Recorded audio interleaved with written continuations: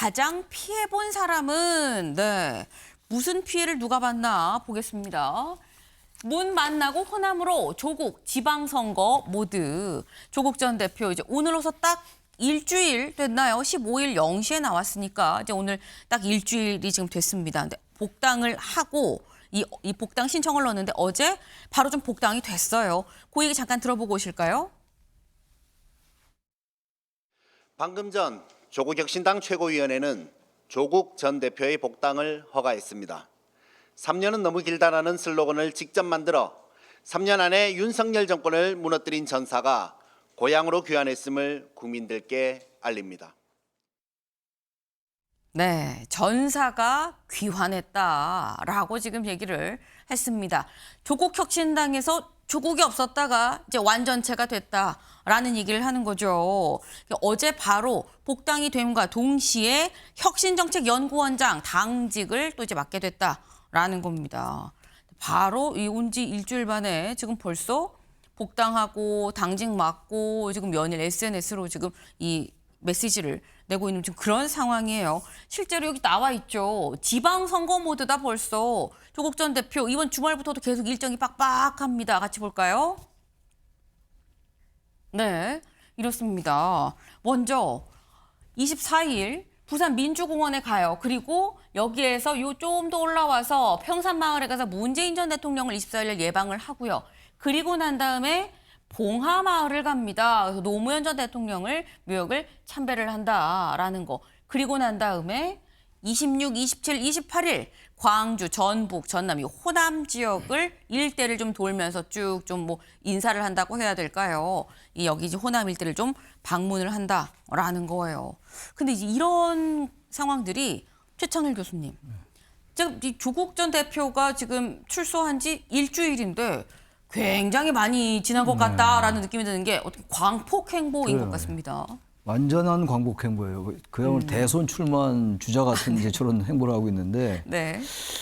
최근에 이제 이재명 대통령 그리고 당정 지지율이 좀 하락한 추세가 있어요. 몇 개 그 여론조사 기관에 의한 발표에 의하면. 근데 저게 영향이 좀 있다고 봐요. 저 지금 조국 전 대표가 사면이 됐는데 그때 이제 여론은 민주당을 지지하는 층에서는 대체로 사면 여론이 높았고 찬성 여론이 높았고 전체적인 여론은 찬반이 비슷했습니다만 조금 반대 여론이 높았던 걸로 제가 알고 있거든요. 근데 어쨌든 뭐 그것 때문에 다 원인이 되지는 않았겠습니다. 어쨌든 대통령의 지지율이 조금 하락이란 말이죠. 그래서 지금 저렇게 다니고 있는데 중도층이나 일반 민심이 볼 때는 저런 광폭 행보가 불편할 수 있어요. 왜냐하면 지금 이제 사면 복권에서 나오긴 나왔습니다만 엄청나게 민주화에 기여하고 이런 건 아니잖아요. 과거에 그런 얘기 많았어요. 민주대 반민주 구도에서 정말 민주화에 기여해서 투쟁하다가 그야말로 전사들. 그런 사람들 지금 뭐 민주당의 지금 상당한 지도자들이 그런 사람들 아니겠어요? 조국 전 대표는 그거하고 약간 결이 달라요. 저렇게 이제 조국 혁신당, 조국당에서 저런 정치적 수사로 이제 합리화하고 저런 식으로 하겠습니다만 저런 광폭 행보가 여권으로 볼 때 불편할 수 있다고 저는 생각합니다. 왜냐하면 과도하죠. 일단 임기 초기잖아요 지금. 임기 초기인데 이 언론의 스포트라이트가 계속 비쳐요. 저런 부분들을 조국 전 대표가 조금 절제된 행보를 할 필요가 있다. 범여권을 위해서라도 그런 생각이 듭니다. 네. 네. 지금 조국 전 대표 지금 뭐 보통 광폭 행보가 아니다. 대선 행보 아니겠느냐. 거의 그 정도 수준이다라고 말씀을 하셨어요. 근데 이런 게 이재명 대통령의 요즘 떨어지는 국정 지지율의 한 요인이라고 나는 본다라고 말씀을 하셨는데 실제로 다음 기사를 좀 볼까요? 이 국정 지지율 57% 이주세 8%포인트가 떨어졌다라는 겁니다. 어제 NBS 여론조사가 지금 나왔죠. 같이 보시죠. 네. NBS 여론조사 지금 일단 추이를 쭉 봤을 때 파랑색 긍정, 잘한다가 떨어지고요. 잘 못한다, 부정이 올라갔다라는 겁니다. 전주 대비 이 57%, 8%포인트 지금 떨어졌고, 네. 그리고 이 전 대비 부정은 오히려 올라갔다라는 거. 2주, 전주가 아니라 전전주죠. 2주를 기준으로 봤을 때 좀 떨어졌다라는 건데 근데 이게 지금 말씀은 조국 전 대표 때문인 거 아니야라는 거죠. 우상호 정무수석이 어제 이렇게 얘기를 했어요. 같이 보실까요? 기사. 네. 대통령 임기 중 조국 사면 피할 수 없을 것 같다고 판단을 했고 시기 중 취임 초가 가장 바람직하다고 판단을 했다라는 거예요. 그러면서 지지율 4에서 5%는 떨어질 걸 예상을 했는데 가장 피해본 사람 결국 이재명 대통령이다. 이익을 보기 위한 사면이 아니라 피할 수 없다면 사면할 수밖에 없다는 판단 아니었겠느냐라고 얘기를 했습니다. 근데 여기서 이렇게 나오죠. 원래 사면하면 예상했었어요. 4에서 5% 정도 떨어질 거라는 거 예상했었습니다라고 했는데 윤영걸 대표님. 지금 나오는 건 MBS 여론조사 8%포인트 떨어졌고요. 그 전에 있었던 리얼미터가 12%포인트 떨어졌거든요. 예측보다 좀 떨어진 폭이 크긴 큽니다. 그러니까 조국 사면이 잘못된 게 아니고 네. 광복절 특사가 잘못된 거죠. 네, 조국 전 의원이 2년 받았는데 33% 살았거든요. 그러니까 올 연말 크리스마스 사면만 해도 또 이해해 줬을 거예요. 또 지방선거 전에 내년 3.1절 정도만 해도 국민들이 어느 정도 절반은 살았으니까 이해해 주는데 네. 광복절 사면은 너무 성급했죠. 거기다가 또 불을 붙인 게 윤미향 전 의원 사면이었죠. 그건 위안부 돈을 횡령한 어떻게 보면 등을 친 사람이거든요. 그거를 다른 날도 아니고 광복절날, 하필이면 광복절날 하다 보니까 이 지지율에 저는 영향이 큰 거 아닌가. 조국 광폭 행보를 비난하지만 조국이라는 사람은 원래 그래요. 약간 관종 성격도 있어서 늘 관심 받아하고 SNS에 하다못해 뭐 고깃집 된장찌개도 올리는 사람이에요. 거기다가 지금 민주당이 정청래, 추미애 이런 강경파가 득세하니까 조국 혁신당은 할 일이 없어요. 뭔가 해야 되잖아요. 그러니까 광폭 행보밖에 할 일이 없는 거예요. 그러니까 노무현 계승자, 문재인하고 동기, 그리고 텃밭인 호남 가서 뛰는 게 그건 당연한 거죠. 그리고 지지율이 지금 떨어진 게 조국 사면 때문에 떨어진 거는 그건 이후에 저는 3분의 1이라고 봐요. 아, n분의 1이라는 게 3이다. 3분의 3분의 1이다. 1, 이 이유라고 봐요. 네. 더 큰 이유는 그 이재명 대통령 개인 변호했던 사람 7명이나 지금 요직을 찾거든요. 특히 금감위원장 측근 변호인을 임명했어요. 금감위원장이 얼마나 중요한 자리입니까?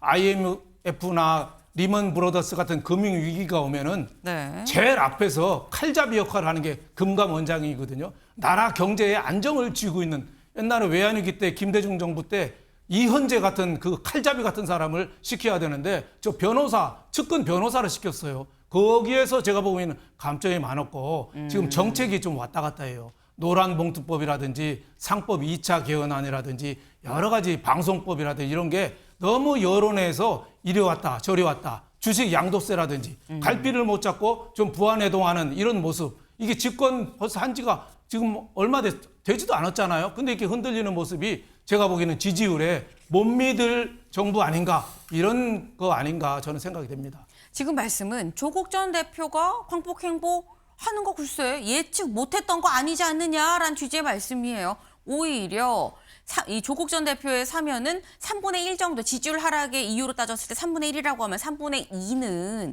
그게 아니라 다른 뭔가 갈짓자를 보이는 정책이나 이 다른 뭐 측근 인사 이런 부분들이 더 큰 영향을 미쳤던 거 아니겠느냐라고 지금 말씀을 하셨는데 근데 민주당에서는 아 이게 좀 더 큰 요인인 것 같은데라고 보는 것 같습니다. 왜?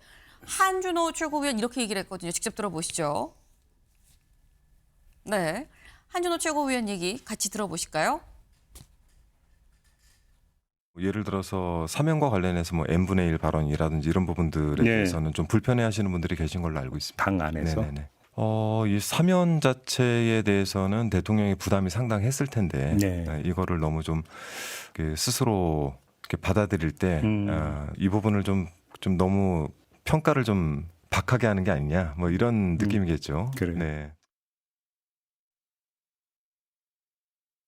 이번에 지지율 떨어진 게 관련해서 뭐 저의 사면도 영향이 있었겠죠. 한 n분의 1 정도의 영향이라고 저는 보입니다. 그 외에 여러 가지 다른 사건이 있지 않았습니까?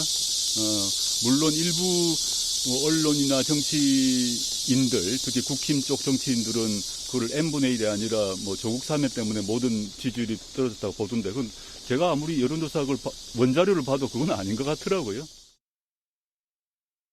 네, 지금 조국 전 대표는 내가 좀 이유가 되긴 했겠지만 n분의 1 정도밖에 안 돼라고 지금 얘기를 한 거고 이런 발언이 오히려 감정을 좀 상하게 하는 거 아닙니까? 라는 게 한준호 의원의 지금 얘기예요. 최창일 교수님 어떻게 보십니까? 전 조국 전 대표가 저런 얘기하면 안 된다고 생각해요. 지금 조국 전 대표를 이재명 대통령이 사면했는데 아까 그 우상호 수석 얘기처럼 저는 뭐 그렇게 봐요. 아마 이 대통령은 지금 사면하는데 굉장히 꺼리 꼈을 거예요. 아마 부담이 됐을 겁니다. 아마. 임기 초인데 그 형량의 반도 안 채웠고 다 느끼는 거 아니겠어요? 그럼에도 불구하고 뭐 그 아까 얘기했던 그런 이유 때문에 사면이 됐는데 그럼 일단은 좀 절제 자제하는 게 필요해요. 저렇게 난 별 관계 없어. 당신이 잘못한 거지 왜 내 잘못이야? 이렇게 들리잖아요, 저건. n분의 1이라는 거는 말이 좋아 n분의 1이지 나 때문이 아니야. 정치는 더 잘했어야 되는 거야. 정치를 이렇게 들리잖아요. 저렇게 하면 안 되는 거죠. 그럼 여권 내에서 어쨌든 간에 상당한 부담을 무릅쓰고 사면 복권을 했는데 복권까지. 저렇게 말을 하면 듣는 사람이 좋겠어요? 저게 법률 여건이 균형을 가져온다고요. 제가 볼 때 저는 법률 여건 전체에 그렇게 시너지가 안 생길 것 같아요. 또 하나의 측근 인사나 이런 사람들 뭐 했던 거 그리고 이제 정책이 좀 왔다 갔다 했던 말씀하셨는데 뭐 그런 면이 없다고 할 수 없겠습니다만 이건 중도층에는 그렇게 큰 영향을 안 줬을 거예요 아마. 지지 찬반이 있기 때문에 전 조국 전 대표나 윤미향 전 의원 사면한 거 이게 상당한 중도층에게 상위적인 그 부정적 효과가 있지 않았을까라는 생각이 들긴 합니다. 네. 그러면은 단답형으로 여쭤봅니다. n분의 1, 몇 분의 1이라고 보십니까? 단답형을 물어보시니까 저는 40% 이상 될 것 같은데요. n분의 1 여쭤봤는데 50%까지는 뭐 그렇게 하더라도 40%는 상당히 큰 거예요, 사실. 네, 알겠습니다. 3분의 1보다 더 크다, 33%나 40%는 된다라고 지금 말씀을 하셨어요. 네. 근데 지금 한준호 의원의 경우에는 사실 좀 그래도 완곡하게 얘기를 했죠. n분의 1 발언에 대해서 좀 불편해하는 분들이 있습니다라고 돌려서 얘기를 했는데 어제 저녁에 강득구 의원이 SNS에 이런 글을 올렸습니다. 정치의 시간은 민심이 결정합니다. 조국, 석방호 끊임없이 지금 메시지를 내고 있는데 국민한테 개선 장군처럼 보이는 거 아닌지 걱정이 됩니다. 라고 얘기를 했어요. 그런데 강득구 의원 혹시 기억하십니까? 강득구 의원 7월에 이런 글을 올렸었거든요. 지난달 26일 7월입니다. 조국의 8.15 사면을 건의합니다. 가장 먼저 손들고 얘기했었던 사람인 거죠. 이재명 정부 탄생이 일정 부분 좀 빚을 지지 않았습니까? 사면시켜 줍시다. 라고 모두가 손들지 않을 때 먼저 일본으로 손들고 사면시켜 줍시다. 라고 얘기했었던 강득구 의원이 정치의 시간은 민심이 결정하는데 이게 좀 개선 장군처럼 보이는 거 아닙니까? 라는 메시지를 냈어요. 이건 사실 윤영걸 대표님. 지금 이 여권 내에서 조국 전 대표에 대해서 상당히 좀 비호감 쪽으로 돌아서는 거 아닌가라는 생각이 듭니다. 저는 그거를 여권이 판단을 좀 잘못했다고 봐요. 네. 조국 전 대표가 그런 사람인지 몰랐습니까? 단군 이래의 최대의 위선자 이런 비판이 많았잖아요. 조국의 적은 조국이다. 그동안 자기가 쓴 글들하고 반대로만 행동했으니까 또 워낙 많은 말을 해서 조만대장경, 팔만대장경보다 조만대장경, 조목조목 옳은 얘기는 했는데 행동은 반대로 했다. 이런 정도로 그 관종에다가 위선적인 행동을 많이 했는데 제가 보기에는 지금은 사면 받고 가만히 있을까요? 지금 정청래, 추미애 이런 사람들이 강성 지지자들 얻고 왼쪽으로 강경으로 치닫고 있는데 그럼 조국 혁신당은 할 일이 뭐죠? 그럼 중도 우파랑 손잡나요? 더 강하게 나가고 더 튀는 행동해야죠. 그게 정치적인 저는 노림수라고 봐요. 그리고 강덕구 의원도 잘못한 말한 게 정치 검찰의 희생자라고 조국을 얘기했더라고요. 네. 근데 정치 검찰 희생자 어느 정도 뭐 맞는지 틀리지는 가치 판단이 다르겠지만 그때가 어느 정권 때입니까? 문재인 정권 때 아니에요? 문재인 정부 때 한 거예요. 그리고 검찰총장이 혼자 다 했다고요? 제가 보기에는 그 말은 좀 어폐가 있지 않느냐 이런 생각이 좀 듭니다. 네. 아니 조국 전 대표가 이럴 줄 몰랐냐. 민주당이 잘못한 거다라고 지금 말씀을 하셨어요. 네. 지금 민주당 내부에서 굉장히 많은 얘기들이 나오고 있는데 조국 전 대표와의 관계, 내년이면 지방선거인데 어떻게 갖고 갈지가 관심이 좀 쏠릴 수밖에 없는 상황이다라는 생각이 좀 듭니다. 오늘 금요일이죠. 오랜만에 지역신문 같이 좀 볼까요? 네. 네. 첫 번째 매일신문, 대구에 지금 기반을 두고 있죠. 보수 재건 적임자는 오늘 디데이다. 누가 될지 지금 상당한 이 대구 쪽에서 관심을 갖고 있다라는 거고요. 다음 기사 볼까요? 광주일보입니다. 의료 불균형 이렇게 심했나? 전남 필수 의료 인력 서울에 10%밖에 안 된다. 지금 이 의료 불균형이 지역과 지금 서울 수도권이 너무나 격차가 크다라는 건데, 네, 의료 불균형 너무 심하다. 요 다음 대전일보까지만 하나만 더 볼까요? 네. 벌어지는 집값 격차, 멀어지는 시장 균형, 집값도 상당한 격차가 있다라는 얘기가 지금 나옵니다. 네. 저희가 준비한 소식 오늘 여기까지입니다. 오늘도 좋은 하루 보내세요.